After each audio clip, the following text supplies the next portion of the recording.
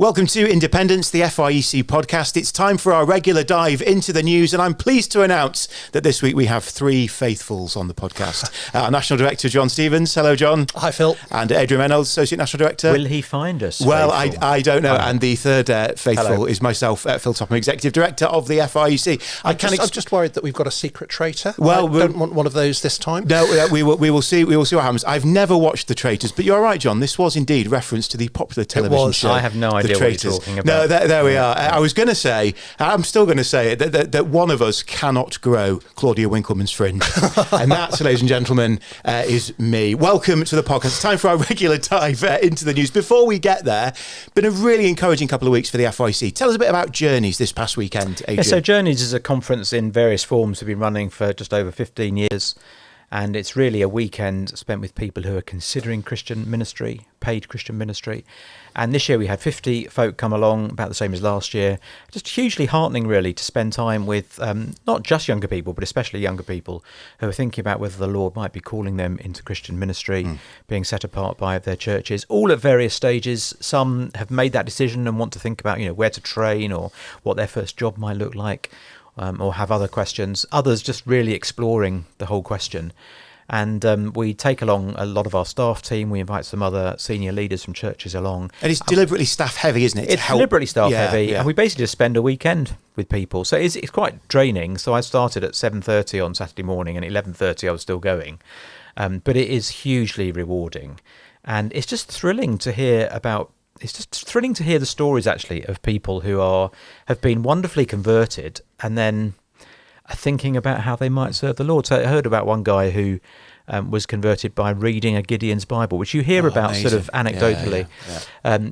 I said, did you have any Christian friends? No, didn't know any Christians, he said. I said, do you have a chaplain? He was in the Marines. No, didn't have a chaplain. I just read the Bible, read the notes in the front, and I was converted. Isn't that amazing? It is, well, but it shouldn't surprise us. This is what the Word of God does, indeed. Isn't it? And now people who have been called into the kingdom, that's primarily, of course, what the language of calling means. In the New Testament, we tend to associate it with ministry, but actually it's about being saved. But once you're saved, trying to work out what are the good works that the Lord has prepared in advance for you to do. And for some people, that's paid Christian ministry. So it's hugely heartening to meet people who are thinking about this and thinking of giving their lives in service, sometimes at great cost, actually. It's humbling, it's encouraging. Yeah, great weekend. Speaker any good, John? Well, I was speaking... I presume those will end up on the web at some point. I made the mistake of saying, when John said, how long have I got to speak? Because it's quite a relaxed programme. I made the mistake of saying to John, as long as you like. Yeah, well, there we go. And I loved it as a weekend. And we had 47 people there thinking about ministry, which is hugely encouraging. The Lord is raising up workers for the harvest field. We've got lots of people in FIEC training for ministry at the moment. That really heartens us.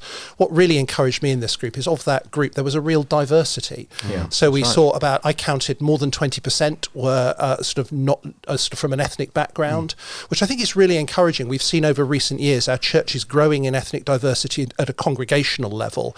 That is beginning over time to filter through into those preparing for leadership and to become pastors and workers in our churches. And I think it's just wonderfully encouraging to see that happening. Also, there was an immense diversity across the board. FIEC is a national movement, and there is real diversity in our churches and their context. So there were people there from city centre churches, student context, suburban context, smaller churches, a variety sort of from north and south, a whole variety of different economic levels, some working in council estate ministry. So I think actually that just diversity of the context in which the gospel is going out is just wonderfully encouraging to us. It's actually better than those numbers suggest, because we run a separate day in Scotland. That was just England and Wales. We have a separate day in Scotland, which also had a good number of people along. Yeah, fantastic. Lots of people trained for ministry. We praise God for that. Now, 9 weeks on Monday, we're going to be in Torquay for Rising Lights, our new Easter event. Adrian and I are rocking the merch, which is very exciting. So we've got our Rising Lights hoodies and jumpers on. Really excitingly, we've got... well over 600 kids bookings. We've been really delighted to see that. We're going to, this is what I want to tell everyone who's listening, we're going to close the children's bookings after half term. So 23rd of February will be the last date you can book your children on. That's simply because we need to know how many volunteers we need to run the children's work, that kind of thing. So if you are still wavering on the fence about coming to Rising Lights, now's the time to get your tickets, especially if you want your children to be coming along. Yeah, absolutely. We think these are just really a wonderfully great opportunity for adults, children and students students to be built up in their faith, to enjoy being with a large number of fellow believers, to hear great teaching, preaching ministry, also a whole range of seminars that touch on areas of the Christian life and the culture that equip you for living. Many people have benefited from these events over the years, and we'd love you to be able to come. So there's lots of space for people to be able to come. The event is about £160 for an adult, £40 for a child, and there's lots of accommodation available in Torquay at all price points. There's some help on the website to particular deals that you can take if you want to come and have a dinner, bed and breakfast deal in a hotel. You can do that. We're going to be putting together some special deals for students that give them a sort of easy way of coming and finding accommodation that's cost effective. We want them to be able to come to Rising Lights at costs that are equivalent to what it would have cost to come to Word Alive. We're hoping to be able to put some things together that will enable students, a group of students, to come for about £150 each in the time they're there. So do watch on the website for those as they come out. We just want to make it as easy as possible for people to come and join. So we've actually got a good number coming, but we just think that there is still some capacity, and we think that if other people came and joined us, they'll benefit greatly from it. Yeah, we're really excited for it. It's worth saying we're not closing student bookings on the 23rd of February. It's just those under 18 bookings. So if you are planning to come with your family, do book now. And if you did want to buy some merchandise, we'll put a link in the show notes. We've now got an online merchandise store available for Rising Lights. How Very exciting. The team have worked really hard on that. John will be all over that, like a rash. So if you want to come to Rising Lights with your Rising Lights hoodie, if you've got a large, extra tall hoodie. Yeah, we can do that, John. We'll sort that out arranged. for you. In blue, navy. I'm not sure we can do my orange. I think this was a bespoke Make Torquay one. great again, hats. Yep. Very good. We're looking forward to that. Just very briefly, Adrian, as well, we've got local conferences coming on stream and Planters next month, as well as Thrive and the Ministry Wise Retreat. Yeah, so loads going on. There are always things in the diary. Have a look at some of the events that are online. We exist to help our churches. And especially to help our leaders. That's one of the key ways we help churches. We want to help leaders flourish. If you're planting, we'd love to see you at Planters. It's a short, sharp 24 hours together, but really important just for, navigating some of the challenges there are with planting. If you're thinking of planting or you are planting, we'd love to see you at that. You're absolutely right. Thrive and Ministry Wives are just around the corner. Thrive is for women in ministry. Ministry Wives is, as it suggests, for wives of those who are in ministry. Those are really important dates. They're in May, so you've got a little bit of time for those. But it's actually sometimes you have to arrange, there's sometimes childcare to arrange or cover of other things, responsibilities. So have a look at the dates. We'd love to see you at those. And the local conferences, I can't remember how many there are now. I just slightly lose 30 track. plus. 30 yeah, plus. Yeah. So there's bound to be a local conference near you. They are starting. So do make sure you know where they are and get along. I think Sunderland is the first one next week. Just like one of the things that's really thrilling is I've been in the last couple of weeks at a number of gatherings of church leaders. And I think there is clearly something going on spiritually in that lots of those leaders are reporting that their churches are seeing growth. They're seeing people converted, come into church, particularly younger people, young men, people coming into church who have felt compelled to come into church. There's been a bit of debate at the moment about whether or not the quiet revival statistics are accurate. And it's certainly the case that sort of churches, traditional denominational churches are in decline, but there is no doubt that evangelical churches are reporting a significant period of growth, which is greater than has been seen in the past. It's a wonderfully encouraging time for gospel ministry.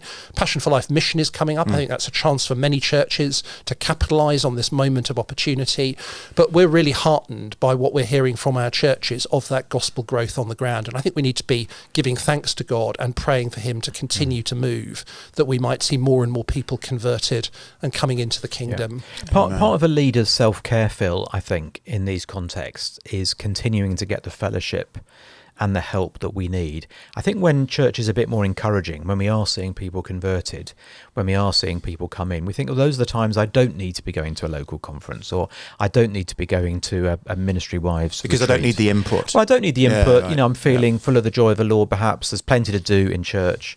But actually those regular rhythms of getting help and encouragement, and not only getting help yourself, but being a help to others. It's not just about what you can receive, it's about how you can serve others. I think those are important in any context. So perhaps you feel, there's a Christianity Explore course I could run, or an Alpha, or a discipleship group I could be running. It's still good to find the time to spend with other leaders, encouraging them and being encouraged. Let's talk about some of the things that have been going on in the news then this past couple of weeks. The first question I want to ask you, brothers, is the first question I want to ask you, brothers, is how do you lead when people oppose you? So I'm talking here about the current political situation in Britain. So we've got both Kemi Badenoch and Keir Starmer, who are both seeing some rumblings and some potential threats to their leadership within both the Conservative Party and the Labour Party. So we've seen Suella Braverman defect to Reform this week. In other news, the Pope is Catholic. And then we've got Andy Burnham, who was blocked from standing as an MP in the upcoming by-election up in the northwest of England. Some were saying that was because he might have challenged Sir Keir Starmer's leadership of the Labour Party and as Prime Minister. There's evidently rumblings then in both parties. How do you lead when people oppose you? You're going to start, shall I? Yeah, I mean, looking at the political scene, I think there are lessons to learn from that. I think it's incredibly complex, and it really boils down to the question of why people might be opposing you. So I think at the first start, leaders have always got to start by thinking, is there something in my leadership which is defective, which is causing people to want to oppose in this way? So I think there has to be that self-reflection. So it might be criticisms of decisions that we're making, it might be criticisms of policies we've adopted, it might be criticisms of a lack of vision, the way that we're dealing with other people. So there might be failures in our leadership that some of that opposition is rightly exposing, and we need to honestly reflect on that, because it's our job all the time to be constantly seeking to review and improve our leadership. So I don't think we should start with an instant defensiveness that means that we react against those who might be opposing. There may be something that we need to learn from that, and that will help us. Sometimes those who are opposing us are clearly in the wrong. So if we're in church ministry, it may well be people are opposing us because they're false teachers or they disagree with something fundamentally about our theology or our church. There are right departures. So in politics, any political party is a coalition that holds a variety of policy positions. In a sense, if you're a part of a political party and you no longer trust its leadership, and especially if you no longer believe in its policies, of course the right thing is to leave and defect, to go to somewhere else. And that's been the case with the Conservatives who've defected to Reform, probably, isn't it? They've not agreed with the direction of the party. Suella Braverman, so good they sacked her twice. And some churches are deeply damaged by people in the church who basically don't believe what the church believes and want it to be different. And actually, in honesty, they would be better defecting and going to a church or a position where and that'd be better for them, I suppose. It'd be better for them, it'd be better for the church. It prevents that psychodrama and internal struggle. So sometimes as leaders, we actually would welcome people leaving if they're not capable of, in a sense, of believing and accepting in and submitting to the position that the church holds. And then, of course, you have other challenges where you have people whose opposition is basically selfish ambition, that it's ultimately about the fact that they want to be the people who are in charge, they want jobs, they want positions. The New Testament tells us that happens in churches. There are people in church who want to promote themselves, and that opposition to the leadership is basically because they want to be occupying those positions themselves. And again, that's a different problem for leaders to be able to address. So I think we've got to be, in a sense, very sensitive and aware of what the reasons for opposition are, and they require different responses. And actually, that's one of the benefits of plurality of leadership, is you can help one another to perhaps see what the issues are. It's the importance of consulting and speaking more widely, not just sort of in a sense withdrawing into a very narrow group of people who entirely agree with you. So I think those are some of the ways in which we need to deal with opposition. Sometimes it needs to be confronted. Sometimes it needs to be won over lovingly and graciously. And we see both of those things happening in the New Testament. I think it does depend also who is leaving or who is causing difficulty. If it's a fellow leader, every leaving is to some extent painful. But if it's a fellow leader, that is more significant than if it's someone who's just been in the church for 3 months and decided actually it doesn't suit me after all. Or if it's someone who's been a long-standing member, maybe a founder member who planted the church 20 years ago, 30 years ago, and has been there ever since, is no longer in leadership, but actually has a significant influence. It's not that you're trying to sort of manage the situation particularly. It's just that people have different amounts of influence in church. You need to recognise that. I think if it's a fellow leader, that does have a significant impact on the church and should be considered very seriously. If it's a fellow leader who has signed up to lead alongside you and there is a plurality, it's not just someone who doesn't like your preaching style, probably. It's probably a bit more significant than that, and I think that requires a little bit of interrogation. I think also, as far as possible, we need to be transparent with churches about the reasons people are leaving. It's not always possible. I know of a situation recently where elders weren't allowed to tell the church why someone was leaving, which seems extraordinary, but happened. And to some extent, you've got to honour that. But actually, we do want to be as transparent as possible. I think one of the interesting things about Andy Burnham is there have been lots of reasons given why he couldn't stand in a general election, all of which are in and of themselves plausible. But given everything that's been happening, you can't help thinking, is that the real reason? Well, the challenge there is he evidently thinks he could do a better job leading the Labour Party than Sir Keir Starmer. Indeed. That's the reading between the lines. That's what it looks like, isn't it? Yeah. So how do you deal with that? And also, I think in the circumstances, he clearly wants to give up the mayoralty of Manchester and become an MP, so he can challenge the leadership. I mean, that seems to be the only reason to do it. The mayoralty of Manchester is not an insignificant job, is exactly. it? It's a huge and he said to the people of Manchester, "I'll do this until 2028," and so it does look like a power play. And in some ways, I think you can say that Keir Starmer's right to sort of intervene in that. But then he's saying, well, the reason I'm intervening is because we don't really want to, I've got nothing against Andy, but we don't really want a mayoral election in Manchester, which doesn't quite stack up. So I think it is difficult, but I think as much as possible, we do need to be transparent with churches. And if someone is leaving for a reason that's a good reason, I think we want to tell the church that. If there's someone's leaving for a reason which we think is not a good reason, I think we've got to tell the church why they're leaving. We don't want to be overly defensive, but we do want to have an opportunity to say, this is, we've considered this, we've reflected on it, this is why we think it's wrong. I think the Bible would tell us that in every example of leadership in God's people, there will always be some opposition and discontent. I think we need to be realistic that part of leadership is handling that in every context. We see that throughout the Bible, whether that be Moses, whether it be Jesus, whether it be Paul. So that's part and parcel of handling leadership. A naive view says that there's never going to be disagreement, discontent or opposition. And that's often the case in church planting situations where a very united group of people starts out together. And over time, you suddenly discover there are diversity of views and opinions. But the reality is that leadership is about dealing with discontent and opposition and holding together a community of people. So we shouldn't be surprised that that's what leadership will always involve. Leaders have to remember, I think, that they do ultimately lead by consent. In the end, you do need the willingness of the people to follow and them to have a confidence in your leadership. And again, sometimes leaders are not very wise at spotting when they've lost that, and actually they really need to step back. And it's often better to leave graciously and on your own terms than in effect to be driven out because of having lost the group. And in any organisation, I think it needs to both protect leaders against opposition and also enable leaders to be properly held to account, which is basically to do with the rules that apply and operate. So in the Labour Party, for example, the rule is if you're a mayor, you can't stand as an MP. That's there as an existing rule that is meant to be protective of both the area that's being served by the mayor and also the party. In most of the parties, the Conservative Party, if you were to mount a challenge to the leader, it requires a certain percentage of people to be behind that. Those are important ways of protecting. They enable opposition to be raised, but they also protect the leader against opposition from just a few. And actually, I think that's really important in church life as well.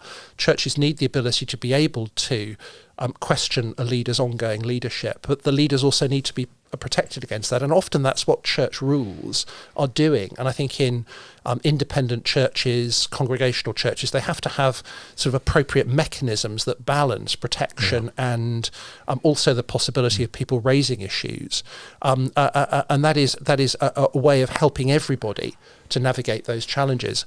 Problems occur where there is no mechanism or there is no protection, where you have a vicar who basically there's no way of possibly kind of removing them, or trustees who are absolutely unaccountable to anybody except themselves. Yeah. You're bound to be just creating greater problems in those situations because there's no ability for those issues to be properly raised. And we've seen one of those circumstances this week, haven't we, with a story about Stephen Cottrell, in theory not being able to remove someone, although that story is more complicated than that. But I think you're right, John. Our constitution, our church rules, whatever you call them, they're important documents. They're not just documents to be in a cupboard gathering dust. They can feel frustrating at times, this number of days notice, make sure you've done this, make sure you've done that. But actually they are there to protect us. They are there to guard. They are there to protect the interests of members as well. It's not just protecting leaders, it's protecting the interests of members. So I think if you're a long-established church, you may find that your governing documents are hopelessly out of date. for some of these current situations, and perhaps they do need reviewing. We've got someone who can help with that, actually. Yeah. Becky Thomas, who works for us, who can help churches with governing documents. They're not just something to put in a cupboard. Actually, they are there for protection, both of leaders and of members. Let's move on. You mentioned Stephen Cotterill, so let's talk about the Church of England for a few minutes. Sarah Mullally was appointed formally this week as Archbishop of Canterbury. The process for that happened in London earlier this week. We talked about her appointment when that happened a few months back. Now, of course, this has all been formalised. We're independents. Does this matter to us that we've got a new Archbishop of Canterbury? Yes and no. Just to sit on the fence like a good independent. I mean, independency was first defined really as an independency from state intervention and state control. And I think the ceremony with Sarah Mullally is just a reminder how sort of ingrained in the sort of the national law of the Church of England is. So it was a legal ceremony. It wasn't just a church ceremony. I was reading in the paper that actually the church where it happened became a court. For a moment, became a court as the legal niceties we went through, and it became a court of the land. So it's just to me a reminder that everything is sort of tied up and bound up with being in the state. So in that sense, I'm completely disinterested in it. I don't believe in a state church. I just don't. And I think it's important for churches to be independent of outside influence, to be able to make decisions and stay faithful, have the freedom to stay faithful to the gospel, which I don't think you necessarily have when you have state intervention. So from that point of view, I'm disinterested in it. However, the reality is that in the national consciousness, the Church of England is still the church to many people. It's the local church to many people. And so I'm deeply concerned about the state of the Church of England. I'm deeply concerned for the evangelical cause within it, which seems to be marginalised very often and sidelined. And I can't see that changing with Sarah Mullally. I think it's just more of the same, frankly.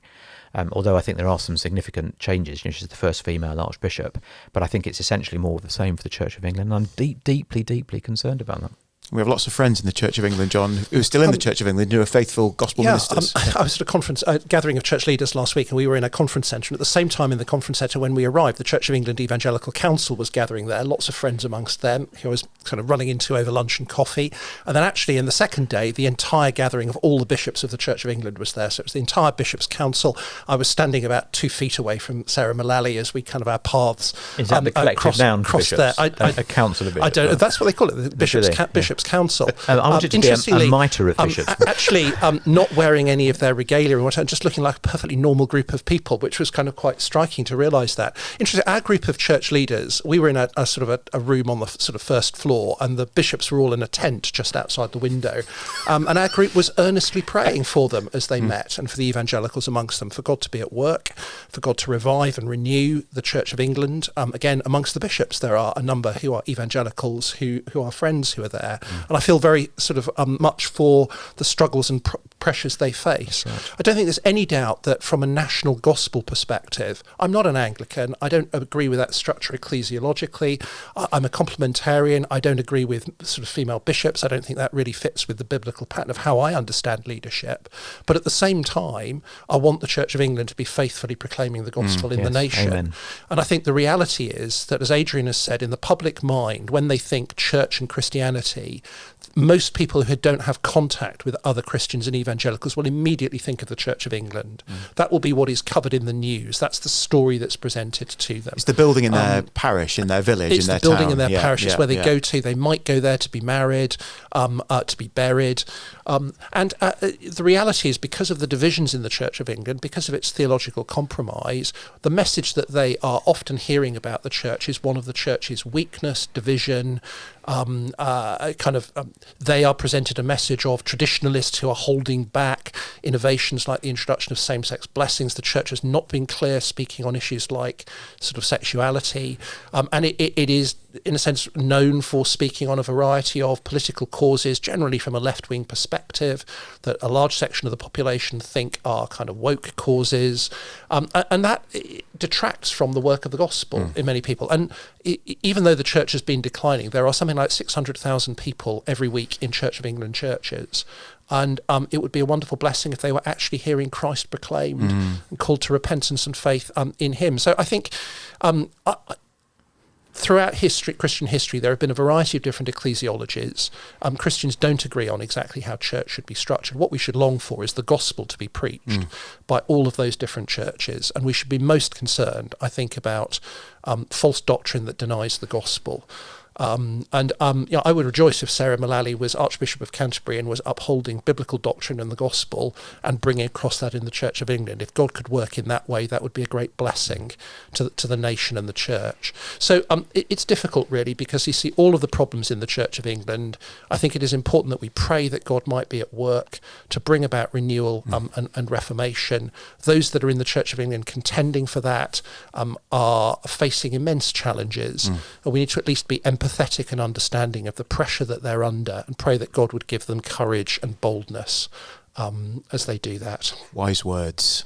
We often on this podcast, brothers, talk about sport, and we're going to change the sport this week, and we're going to talk about tennis. Brilliant. So we've done cricket. No doubt you want to talk about my my most significant tennis victory. Is that a story? Yes, 1983, Essex area doubles tennis champion you're looking at. Played with Ian Davis. Essex area. Yeah. I mean, Ian carried it, but we won the tournament, and came back to defend my title with a new doubles partner, because I started dating this girl and I thought I ought to be with her. We got knocked out in the first round.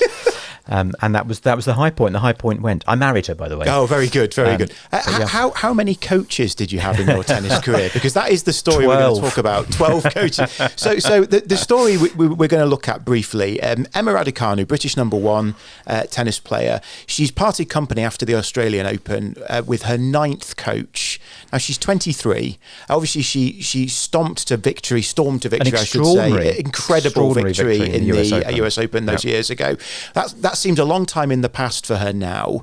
I guess the question here is not really about Emma Raducanu. The question I want to ask is, how do you have a good partnership with a coach or a mentor that will enable you to flourish without asking you to do everything differently? Because I think what's going on here, reading between the lines, is Emma Raducanu feels she can't play in the way that suits her style of game. And coaches have been trying to help her expand her game and play in a different way.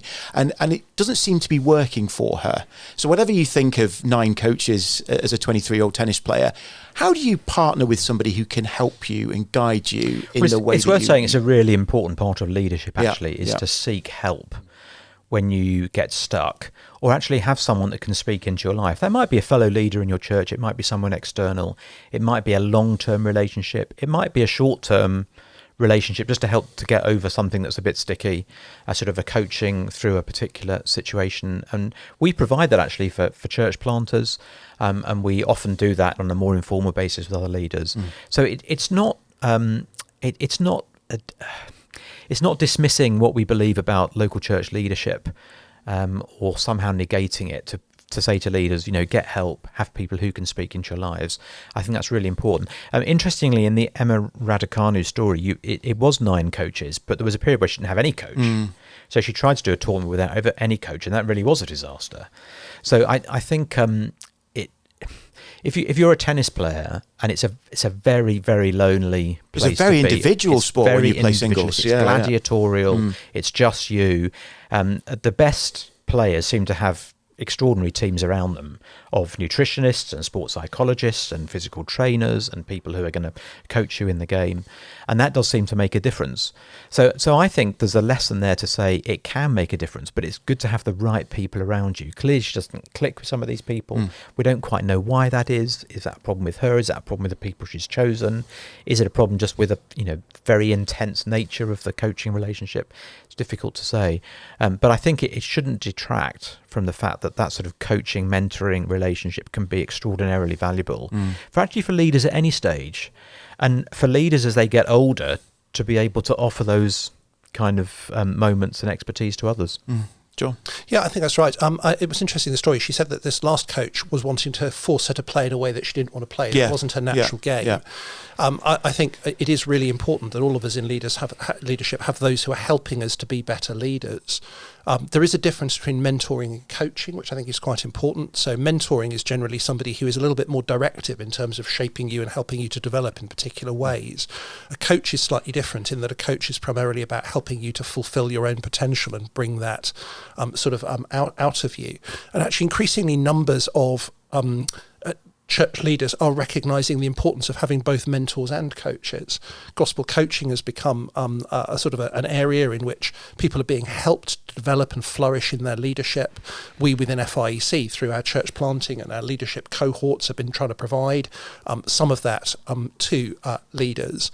But I do think that there is a sense in which we actually have to lead within our personality, our temperament, our gifting. So you can't be made to be fundamentally different in the way that you do things. And I think a coach's job is to understand you enough to be able to help you to be able to fulfill kind of your potential given who you are. So it's not quite, if I were you, I wouldn't lead like that. It's given that you're you, how can I help you to lead there? So coaching is a real skill in that sense, I think, to bring the best out of people. And most leaders would benefit from having somebody who is helping them to do that, particularly when they step up to new levels of leadership, when they become a senior leader or they become the pastor rather than an assistant, just to help them navigate those challenges. And it's got to be somebody you trust to be able to have something of a dialogue with them. And actually, coaches themselves need to be trained to coach. Coaching isn't something you can just do. It's a skill that needs to be developed. And again, I think there's a sort of more opportunities for the training of coaches to be able to do that. But there is some, if you, in a sense, fall out with a whole string of coaches over a long period of time, that does raise the question, could it be that you're not actually capable of being coached in that sense? And there are leaders who are just unwilling to take advice, and if there's a multiple breakdown of those kinds of relationships, that just ought to raise Does that disqualify them? questions. If you're a leader and you're unwilling or unable to listen to the counsel of others, at what point does that become disqualifying? I think that's a difficult question to know without knowing the particular people and the exact circumstances of all of those breakdowns. But I think leaders should raise questions. Certainly raise questions, because if that's happened a number of times, the probability of that happening in the future, again, sort of things tend to repeat themselves unless they're being addressed. And you'd want as a coach to be addressing the question, why have you failed to maintain long-term coaching relationships? Often the most successful people have very long-term coaching partnerships with someone.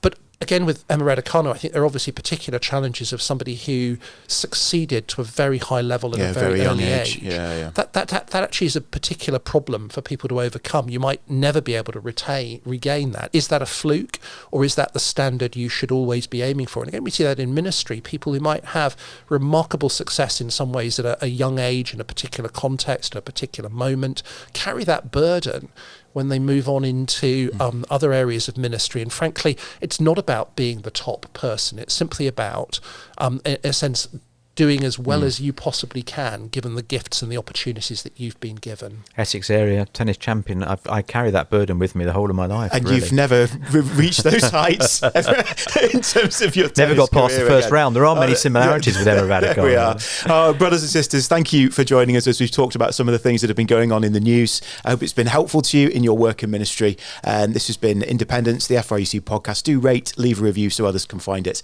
And we'll look forward to speaking to you again soon. Thank you, brothers.